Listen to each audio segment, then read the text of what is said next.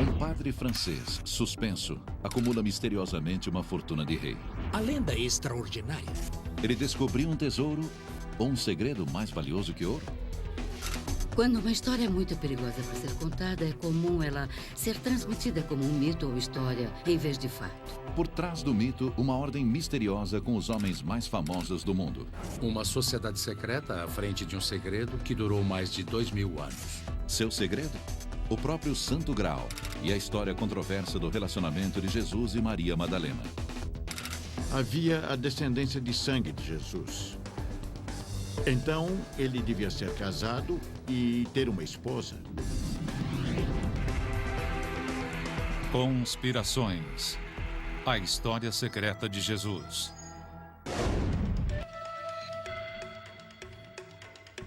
O quadro de A Última Ceia de Leonardo da Vinci. Um mural inestimável que reconta um dos momentos mais famosos da história. Cristo e os apóstolos dividindo uma refeição, uma noite antes da crucificação. Mas no livro de sucesso de Dan Brown, O Código da Vinci, essa obra-prima da Renascença também contém um segredo. Olhe com atenção para essa figura sem barba à direita de Jesus. Há muito se pensava tratar do discípulo João. Nessa história alternativa, ele não é um mero discípulo, mas a representação, segundo Leonardo, da esposa secreta de Jesus. A pista encontrada na forma de um M, criado por duas figuras no centro, M de matrimônio. O fato de Dan Brown achar um meio de tornar isso agradável e colocar no criado mudo de todos é um milagre. A escada fica ali, nós temos... A história prendeu a atenção do mundo. Bem-vindos, esse é o tour Código da Vinci. Na opinião da estudiosa Margaret Starbird, a razão para isso ressoar alto é que sua tese controversa de que Jesus tinha uma esposa e até filhos pode não ser pura fantasia. Quando uma história é muito perigosa para ser contada, é comum ela ser transmitida como um mito ou história em vez de fato. É plausível que ele pudesse ser casado, que ele pudesse ter filhos? Nossa conclusão foi sim, é plausível. Exceto que parte da história de O Código da Vinci já foi contada. Como história. Quando o Código da Vinci apareceu, eles tinham se esquecido de O Santo Graal e a linhagem sagrada. Esse livro, O Santo Graal e a Linhagem Sagrada, está criando uma controvérsia na Grã-Bretanha. Richard Lee é um dos coautores de O Santo Graal e a Linhagem Sagrada, a história secreta de Jesus, o legado chocante do Graal. Como os personagens da história, Lee, Henry Lincoln e Michael Bagan vasculharam os registros históricos para levantar o que, segundo eles, são pistas da vida secreta de Jesus. A evidência sugeria que ele foi casado ou pelo menos teve relação sexual com Maria Madalena. Dessa união sexual pode ter havido filhos. De acordo com a tradição da igreja, Maria Madalena fugiu para o sul da França depois da crucificação. Uma hipótese provocativa. Mas como eles chegaram a uma conclusão tão radical? Ela começa de forma humilde. Tudo o que tentamos fazer foi responder às perguntas inquietantes referentes ao mistério no sul da França. Eles começam a desvendar o mistério antigo do tesouro de Rennes-le-Château, um pequeno povoado no sul da França. É um daqueles mistérios que sempre fascinou as pessoas. Durante gerações, tem havido boatos aqui sobre a origem de uma grande fortuna. Tudo, desde um tesouro antigo enterrado até suborno pago por emissários poderosos da Europa para manter um segredo. As pessoas amaram a ideia de uma grande soma em dinheiro misteriosa e inexplicada. E a razão disso funcionar tão bem em Rennes-le-Château é que, sem dúvida, muito dinheiro foi gasto lá. O arqueólogo Bill Putnam acredita que o dinheiro foi gasto perto da virada do último século por este homem. O padre Bérenger Saunier, padre de uma pequena igreja dedicada curiosamente a Maria Madalena. A lenda é extraordinária. Se você olhar para ele, ele começa como um padre muito pobre. Sua igreja está despencando. No verão de 1888, o jovem padre começa um pequeno projeto de reforma da igreja. Ele derruba uma laje do altar apoiada em 2 colunas. Supõe-se que ele encontrou dentro da coluna alguns pergaminhos enrolados como papiros. A vida de Sonié muda dramaticamente. Em breve, sua construção fica digna de um rei. Ele reforma sua igreja. Ergue uma torre para a biblioteca gigante. Constrói um caminho público e uma grande vila com jardins formais. Na nova mansão, ele vive e se diverte como a realeza, com sua jovem e fiel empregada. Desde então até sua morte em 1917, Sonié gasta uma quantia assombrosa de dinheiro, algo como 47 milhões de libras. A pergunta óbvia é, de onde veio o dinheiro? O que ele descobriu dentro do buraco do pilar? O que eram os pergaminhos que o levaram a essa riqueza fabulosa? Ele descobriu um tesouro ou descobriu um segredo? O que exatamente Sonié pode ter achado? Existem numerosas lendas de tesouros escondidos na área. Seja qual for a origem de seu dinheiro, Sonié passa a viver muito bem para um padre pobre, gastando milhões, enquanto entretém ricos e famosos. Ano após ano, o bispo de Sonié exige saber a origem da fortuna repentina. Mas Sonié nunca conta, mesmo depois de ser suspenso de seus deveres de padre. Sonié continua a viver na vila com sua empregada até sua morte em 1917. Ela cuidou dele até sua morte e ela sabia e guardou seus segredos. A empregada mora sozinha na vila por quase 40 anos até sua morte em 1953. Embora ela insinue que é um segredo que tornará seu detentor rico e poderoso, ela nunca o revela, levando para a sepultura ao lado de Sonié no cemitério da igreja.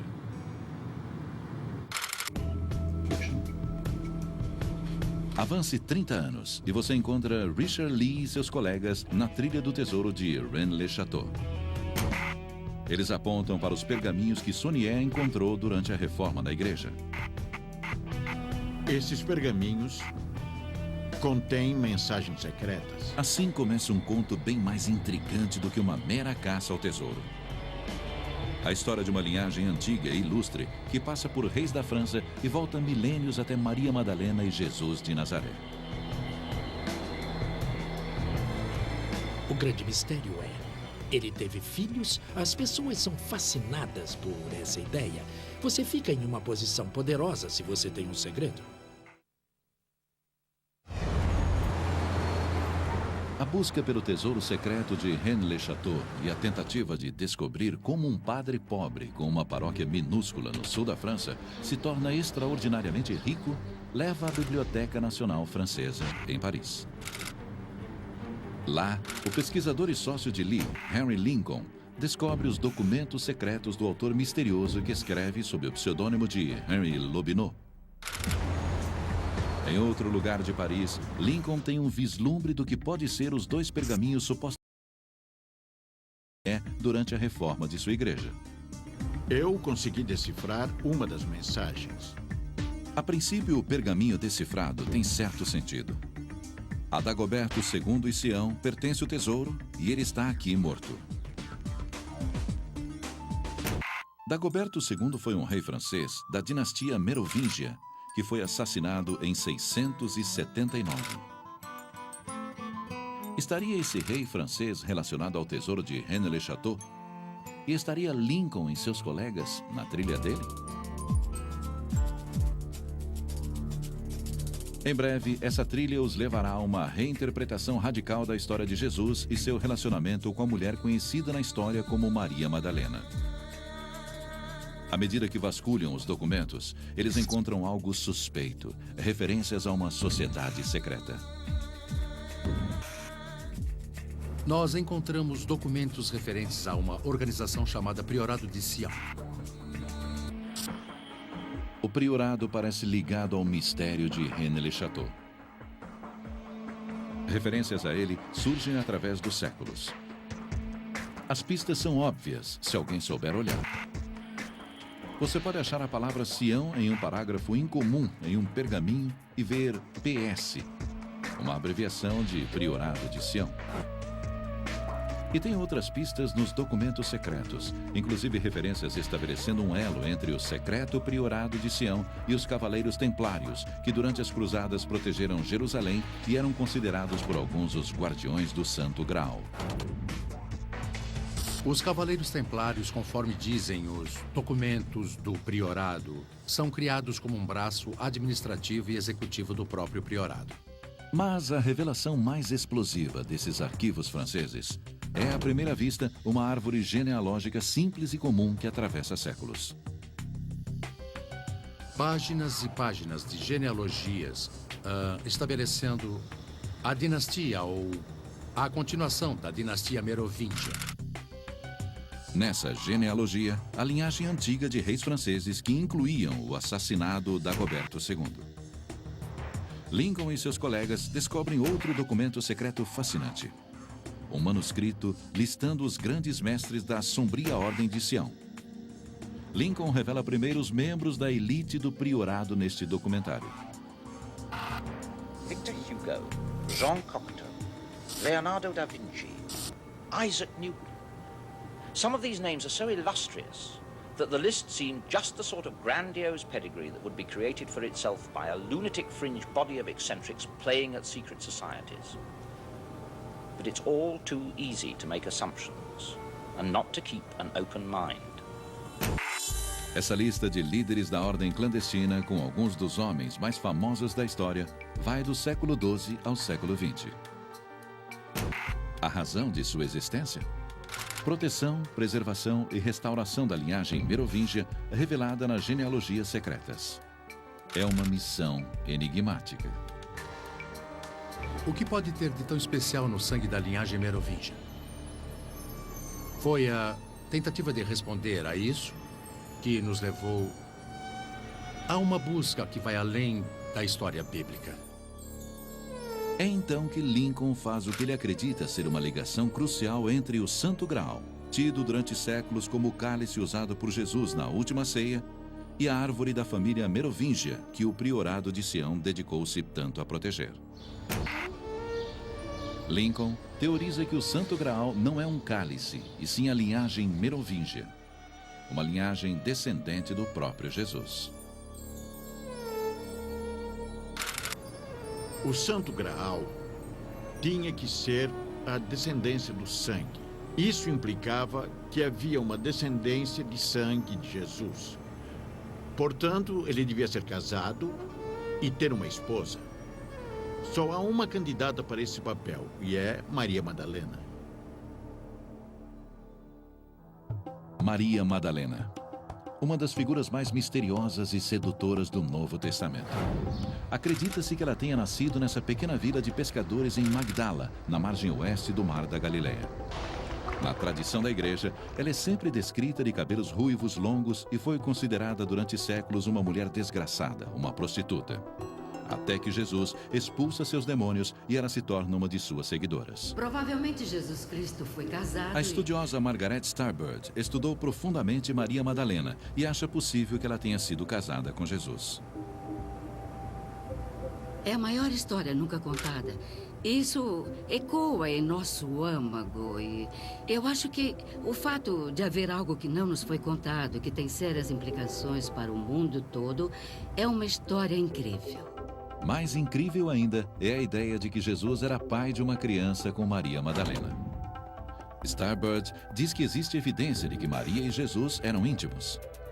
Ela aponta para o Evangelho Gnóstico de Filipe, parte de um conjunto de pergaminhos antigos encontrados no deserto egípcio, que para alguns estudiosos deveria ser incluso no Novo Testamento. No Evangelho de Filipe, Maria Madalena é descrita como a apóstola mais proeminente e particularmente próxima de Jesus. O Evangelho de Filipe diz que Jesus beijava Maria com frequência e que os outros discípulos tinham ciúmes. Então, seja qual for o beijo que ele dava, deixava as pessoas infelizes. Mas a evidência não vem apenas desse evangelho gnóstico. Ela também é encontrada na lenda popular sobre Maria Madalena, contada até hoje no sul da França. Maria Madalena viaja com seu irmão Lázaro e vários amigos da família, fugindo das perseguições em Israel e partem em um barco sem remos. Eles terminam nas margens da França em 42 d.C. e trazem com eles o Santo Graal. O que Maria trouxe foi sua filha, uma criança chamada Sara. E talvez outra criança no ventre. Portanto, em vez de o Graal ser um artefato, ele era, na verdade, a linhagem sanguínea, que é a mãe ou a criança. Todos os anos, essa cidade costeira da França comemora a chegada de Maria Madalena com a filha Sara.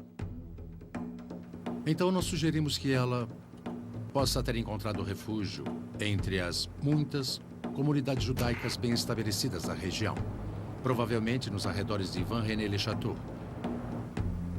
Talvez tenha perpetuado sua linhagem por quase 400 anos. E muitos fiéis acreditam que Maria Madalena está enterrada nesta tumba em outra cidade francesa próxima. É o grande segredo da Idade Média. O grande segredo é que Jesus era completamente humano e que ele foi marido e pai. Para os caçadores modernos do Santo Graal, o tesouro do padre Saunier pode muito bem ser sua descoberta dessa genealogia. Por volta do final do século V, há evidência de que a família judaica, supostamente de Madalena, se casou com a realeza dos francos para produzir a dinastia merovingia. Como consequência, os merovingios são os novos descendentes de Jesus. E quais são os descendentes de Jesus? Eles estão entre nós hoje? O incrível é que Lee e seus colegas descobrem uma pista que leva ao priorado de Sião no século XX. Uma pista que os levará até um francês enigmático que pode oferecer não apenas a chave do tesouro de Rennes-le-Château, como o legado vivo de Jesus.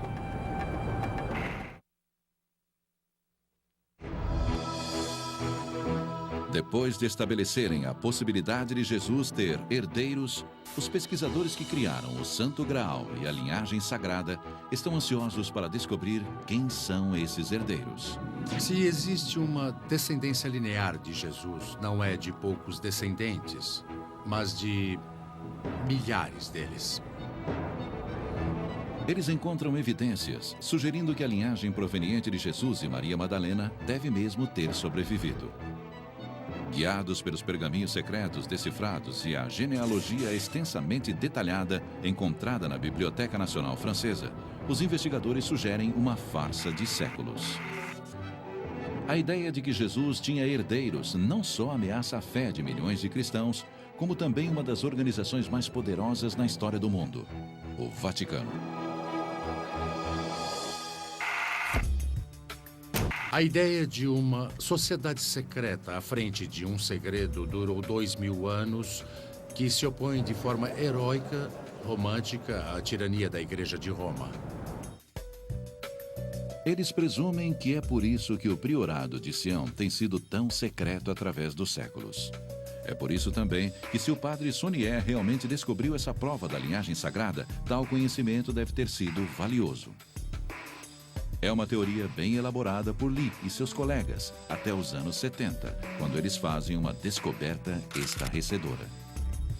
Eles descobrem evidências da existência do priorado no meio do século XX. A lei francesa exige que todas as organizações do país sejam registradas. E nesses registros, os colegas encontram um documento incrível.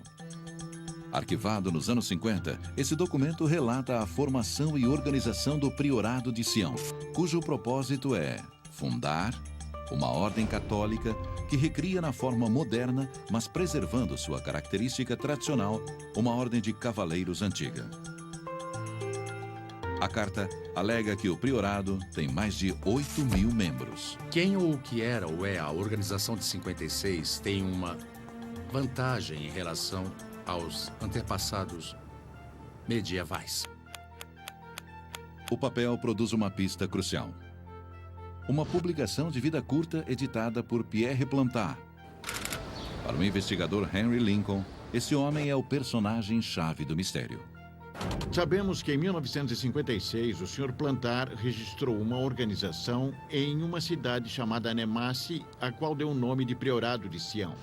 E os pesquisadores já viram o nome Plantar nas genealogias descobertas na Biblioteca Nacional.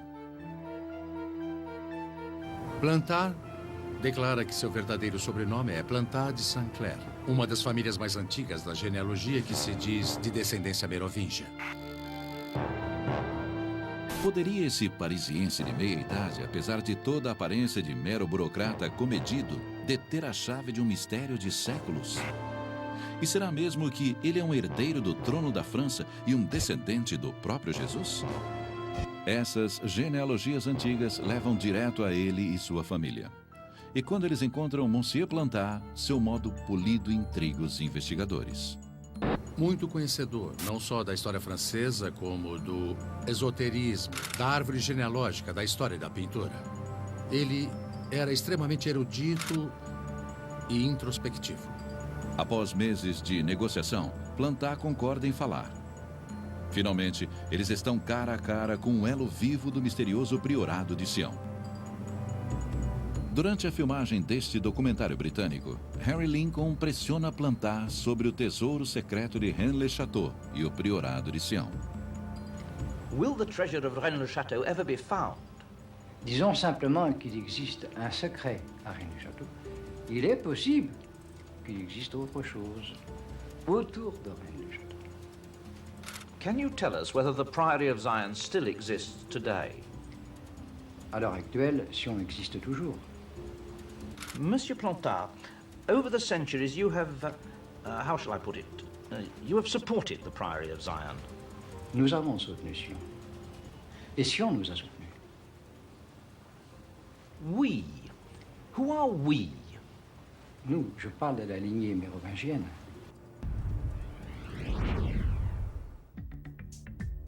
O ilusório e de poucas palavras, Pierre Plantat não dirá mais nada sobre o tesouro de Rennes-le-Château, seu possível ancestral real e o grande mistério de Jesus, Maria Madalena e os Merovingias. É importante lembrar que o próprio Plantat nunca mencionou Jesus. Ele nunca alegou ser descendente de Jesus, nós é que dissemos. Tudo que Plantat afirmou foi sua descendência dos Merovingios. Então, de onde veio o tesouro do padre Saunier para construir aquela igreja em Rennes-le-Château? Se ele realmente sabia o segredo da linhagem sagrada, como ele transformou isso na riqueza fantástica exibida em sua pequena paróquia? A riqueza que jaz no coração do mistério de Rennes-le-Château. Lee acha que ele sabe a origem. Uma família real europeia que pagou Saunier no esforço de esconder sua ligação com a linhagem divina. Pierre Plantat morre em 2000. Mas há suspeitas de que o Priorado de Sião ainda exista. O Santo Graal e a Linhagem Sagrada é publicado em 1982. É um grande sucesso. Cópias do livro se esgotam nas lojas. É provocativo, emocionante, mas equivocado em sua premissa básica, segundo estudiosos da Bíblia. Bart Ehrman é chefe do Departamento de Estudos Religiosos na Universidade da Carolina do Norte, em Chapel Hill. É um daqueles exemplos onde a teoria da conspiração é como um castelo de cartas. Se as cartas de baixo não são estáveis, o castelo inteiro desaba. Nesse caso, as cartas de baixo não são instáveis. Na verdade, elas nem estão lá. É um monte de bobagem. Laura Miller é uma jornalista que pesquisou as alegações em O Santo Graal e a Linhagem Sagrada. Tem certa genialidade e demonstra certa autoridade. Mas quando você olha de perto, elas se dissolvem em nada. A evidência dos autores para a ideia central de que Jesus e Maria Madalena eram casados jaz nesses evangelhos gnósticos antigos. Livros que não entraram na Bíblia. Eles contêm informação sobre Jesus que você não encontra no Novo Testamento. Então, para quem quer escrever uma teoria da conspiração, eles são perfeitos, pois fornecem a munição que você precisa. A munição vital vem do Evangelho de Filipe. Um trecho em particular parece muito poderoso. Ele diz: Cristo amava Maria Madalena mais que a todos os discípulos e frequentemente a beijava na boca. parece uma evidência constrangedora. Jesus e Maria Madalena eram íntimos. Mas Ehrman diz: olhe de novo, porque o Evangelho de Filipe é um manuscrito antigo cheio de lacunas. O modo de se ler o trecho é: agora Jesus, e tem uma lacuna no manuscrito, Maria Madalena e Jesus costumava, lacuna, beijar com frequência, lacuna, dela, lacuna. Então, parece que Jesus está beijando Maria, mas não sabemos onde. Presume-se que em alguma parte do corpo. Mas, mesmo com as lacunas, esse trecho diz que beijar era frequente. O que faz da ideia de uma união sagrada soar plausível. Até os estudiosos opinarem. Ao que parece, os primeiros cristãos se beijavam com frequência na boca. Não tinha nada a ver com sexo. Esses beijos simbolizavam uma revelação de Deus. Então, quando Jesus beija Maria, isso significa apenas que Jesus deu a ela uma revelação. Algo que conhecemos bem de outros textos gnósticos. Não significa que eram casados nem que tinham filhos. Significa apenas que ela era sua discípula para quem ele revelou a verdade. Imagens de Maria Madalena mostram uma mulher forte e seguidora devota. Durante séculos, ela foi menosprezada como prostituta regenerada. Mas o que realmente sabemos sobre ela?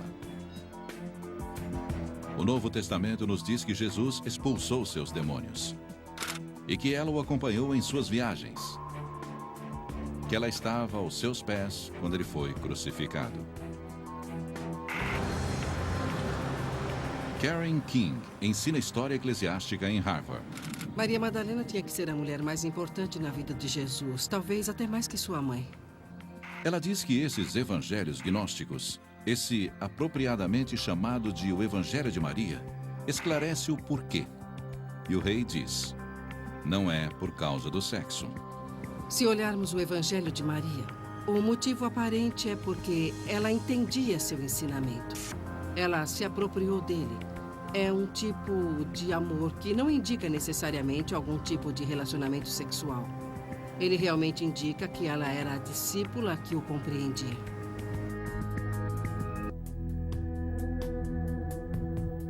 No Novo Testamento, Maria Madalena tem um papel-chave após a crucificação. Ela é a primeira a ver Jesus ressuscitado. Mas a maioria dos acadêmicos, bem como a Igreja Católica, rejeita a ideia que a cena do jardim no Evangelho de João revela uma intimidade que somente marido e mulher dividem.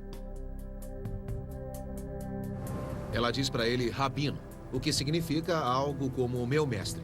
A propósito, ela não diz marido ou querido. Ela é sua discípula e não sua amante ou esposa. Mesmo assim, a teoria de uma união sagrada fascina e resiste.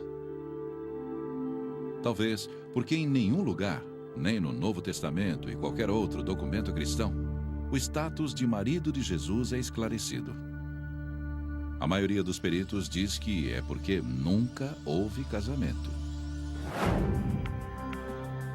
Não há qualquer evidência de que Jesus foi casado. Existe, sim, evidência bem clara de que Jesus era solteiro e celibatário, como outros judeus de sua época. Mas o silêncio sobre o assunto deixa espaço para a interpretação. O silêncio é impregnado de muitos e muitos significados. E no silêncio, teorias de conspiração florescem. Uma hipótese leva a outra. Funciona assim. Eles dizem, por que ele não seria casado? E, digamos que ele fosse casado. Bom, se ele fosse casado, haveria filhos. E não se sabe como, você parte do fato de que Jesus não era casado, para Jesus tinha filhos. Em O Santo Graal e a Linhagem Sagrada, Lee e seus colegas escrevem: a possibilidade de uma linhagem descender diretamente de Jesus ganhou plausibilidade considerável. Talvez para eles. Mas não para estudiosos da Bíblia como Ehrman. Ele diz que não há qualquer evidência que prove isso. Isso não é encontrado no Evangelho nem em qualquer escrito cristão dos primórdios da Igreja. A maioria dos peritos concorda. Se tivesse havido casamento e um filho, não poderia e não haveria segredo. Porque depois da morte de Jesus, seus parentes se tornaram muito importantes para a igreja cristã.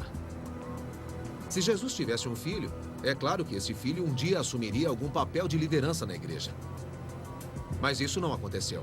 Porque, como sabemos, Jesus Cristo não teve um filho. A menos que, segundo alguns, ele fosse pai de uma criança que não chegou a ver. Uma criança que daria início a uma linhagem sagrada.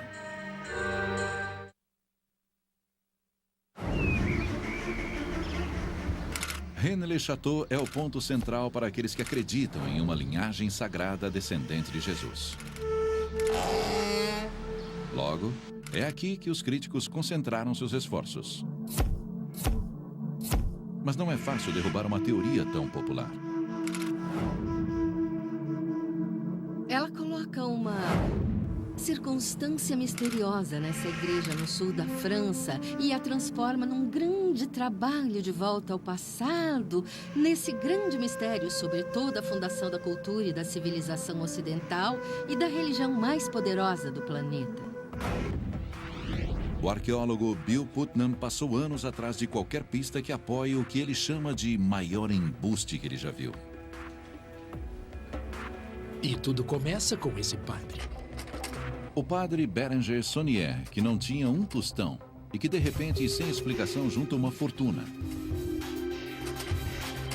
Os conspiracionistas acreditam que Saunier fez uma descoberta estarrecedora quando reforma a igreja.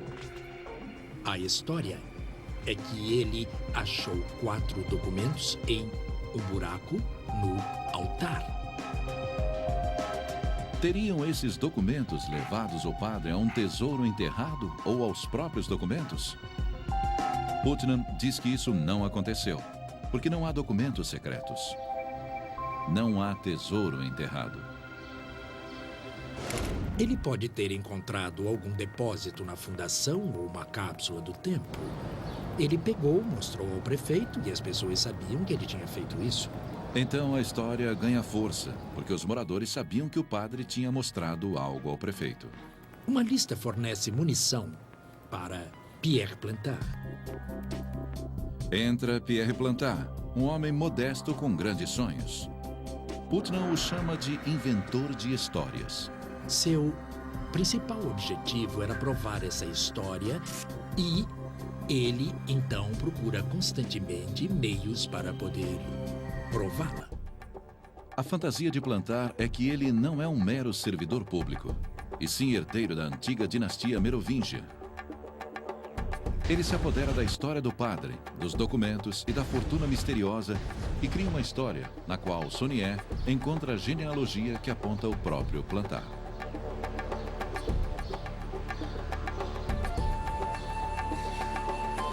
Na verdade, o que ele encontrou foram 2 genealogias e 2 documentos em código. Mas Putnam diz que essas genealogias complexas que vão até os merovingias reais são, na verdade, invenções de Plantard para sustentar a história de que ele é um rei à espera. Plantard se coloca no passado dos reis merovingias, escolhendo cuidadosamente Dagoberto II, que é o rei merovingia do qual sabemos pouco. Não existe muito perigo de colisão com a história verdadeira. Plantard faz qualquer coisa para tornar sua fantasia crível. Ele cria uma série de papéis e os deposita na Biblioteca Nacional Francesa. São documentos chamados dossiês secretos, supostamente de um homem chamado Henri Lobineau, que na verdade é Plantard. Então, Plantard forja uma árvore genealógica e sua mentira não para aí. Ele também inventa a sociedade secreta, o poderoso priorado de Sião. Seu trabalho é proteger a dinastia merovingia. Ele inclui o que equivale à Sala da Fama dos séculos passados. Ele escreve um documento no qual ele lista os grandes mestres do priorado de Sião, supostamente começando no século XI. Mas talvez esse inventor de histórias tenha superestimado seu jogo. Ele põe nesta lista todas as pessoas famosas que consegue pensar. E é um livro inacreditável, onde todas as pessoas foram presidentes desta sociedade detentora deste grande segredo. Os registros mostram que a sociedade chamada Priorado de Sião, na verdade, existiu, mas que foi criada nos anos 50 pelo próprio Plantar. Pode-se dizer que foi uma organização real, mas é como formar um clube chamado Escola de Magia e Bruxaria de Hogwarts e dizer que ela existe, mesmo que seja só eu e o vizinho da porta ao lado. E não somos magos. Mas Plantar não é a única pessoa inserida na dinastia merovingia. Putnam diz que Jesus Cristo e depois Maria Madalena também foram inseridos na árvore genealógica pelos autores de O Santo Graal e a Linhagem Sagrada. Sua inspiração? A lenda medieval que falava de Maria Madalena e sua filha procurando refúgio no sul da França. Henry Lincoln escolhe essa história e faz muito alarde ao dizer que o padre Béranger Saunier sabia de tudo isso, que era um grande segredo. Esse grande segredo lança o livro do autor na lista de best-sellers. A história é muito atrativa e muito excitante para aqueles que gostam de mistério e do incomum e talvez para aqueles que queiram irritar a Igreja Católica e por aí vai. É um tremendo sucesso. Só que boa parte é ficção, segundo Miller. Ela chama de pseudo-história. Existem todas aquelas coisas que parecem fatos, mas que não tem como verificar. E tem toda essa gama de suposições onde as teorias se apoiam. E só se pode ficar impressionado com o tipo de ousadia e descaramento das teorias que eles constroem em cima de fatos absolutamente ridículos e não comprováveis. Quanto a Saunier e sua fortuna, não existe qualquer tesouro enterrado ou suborno do Vaticano e nenhum emissário poderoso europeu. Porque não há segredo valioso. A evidência mostra que o padre aceitava dinheiro para serviços religiosos que nunca prestava. Um escândalo que o tirou do púlpito magnífico que ele reconstruiu. Mas apesar da evidência, os que acreditam resistem e suas teorias perduram.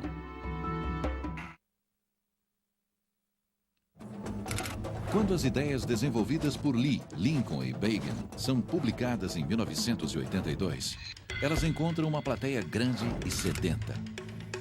Mas é em 2003, quando ideias similares aparecem no livro O Código da Vinci, de Dan Brown, que o conceito de uma história secreta de Jesus realmente decola. A história é um fenômeno editorial. Todos leram o Código da Vinci. E essa igreja, um pedaço dela, está na história quando alguém tenta espalhar algumas cinzas. Um enxame de fãs de toda a Europa fazem fila para ver os locais da história. De Paris a Milão, lar de A Última Ceia, de Leonardo da Vinci, a obra-prima da arte que faz alusão ao M de matrimônio. O Discípulo Sem Barba. Essas pistas que expõem o segredo no trabalho de ficção de Dan Brown. Muitos estudiosos e jornalistas classificam como bobagens. Se for verdade que Leonardo da Vinci era de uma organização tão secreta e que tinha segredos tão importantes para guardar, então por que ele plantaria pistas deles em seus quadros?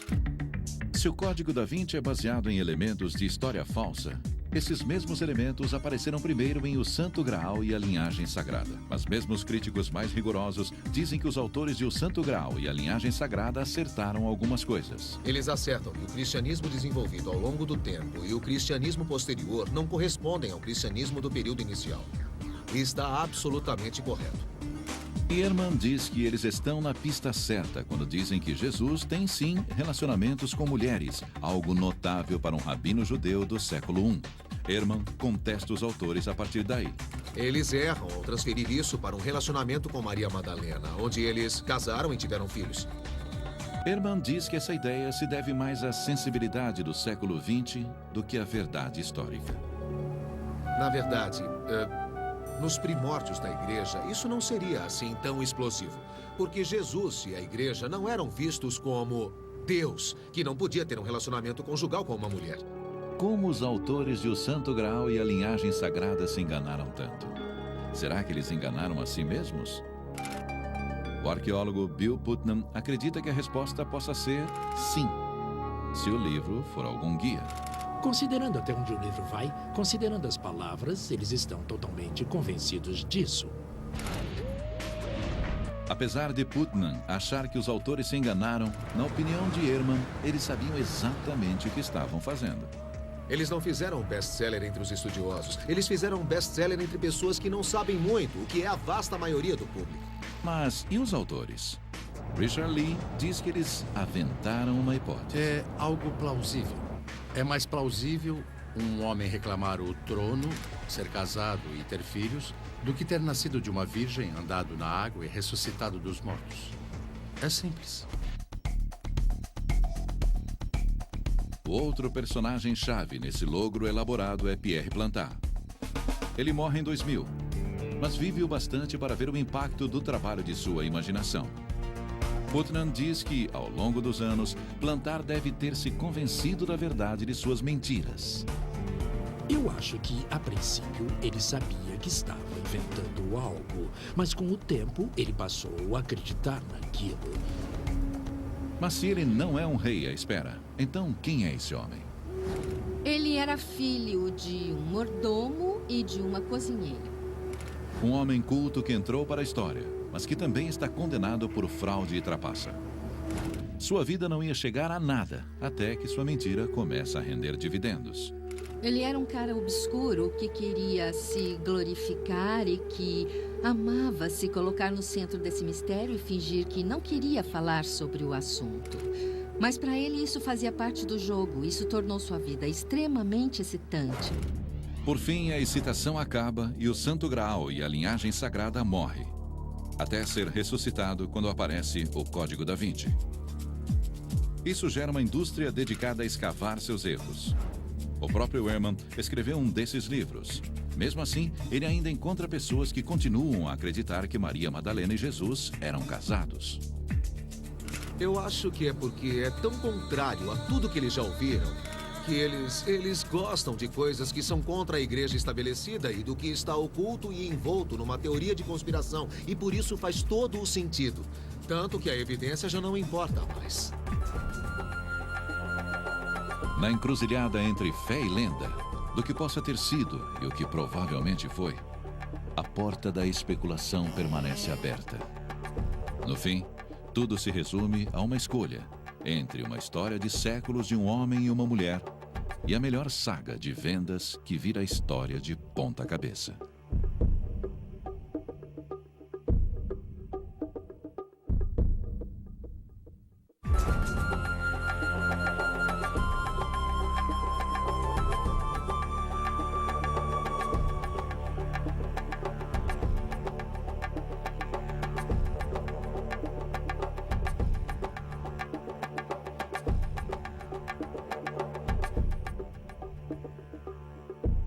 Versão brasileira DPN Santos.